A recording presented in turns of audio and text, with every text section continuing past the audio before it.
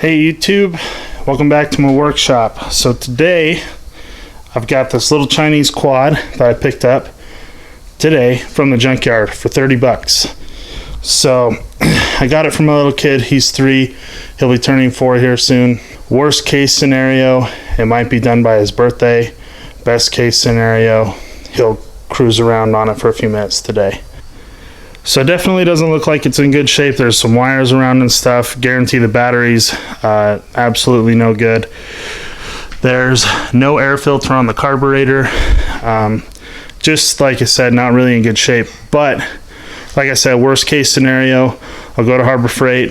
Probably won't fit the 200cc in there, but I'm thinking maybe the 79cc Predator motor from Harbor Freight. I can make some mounting brackets, mount it in there, and then just throw centrifugal clutch on there and he can cruise around. So anyway, I'm gonna get started, see if I can even get it running. My guesses are probably not. I'm really thinking that the motor's probably junk, and I'm gonna end up tossing the motor, but you know, I'm gonna see if I can salvage it.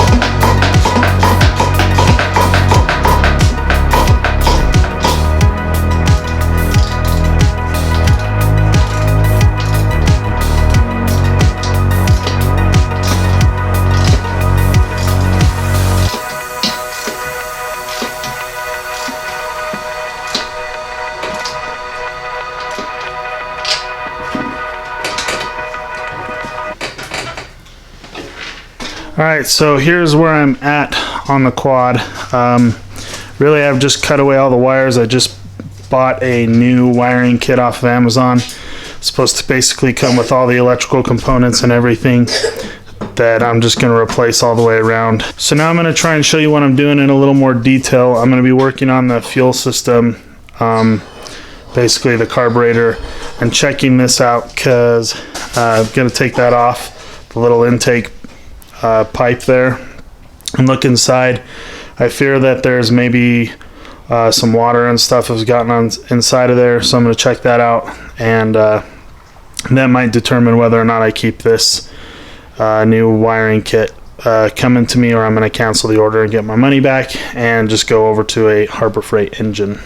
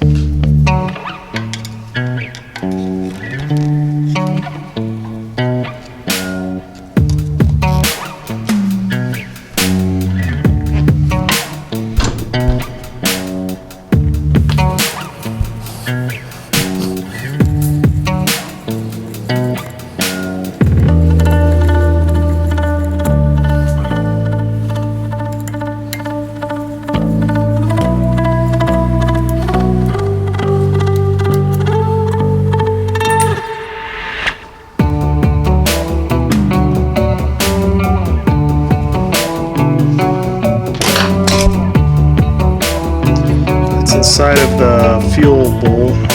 Looks like a little bit of corrosion in there.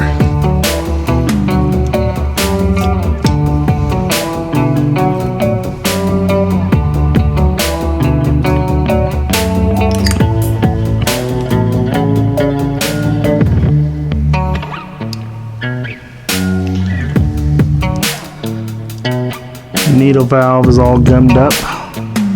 Probably can't see it. I don't think the camera is focusing, but it's all gummed up.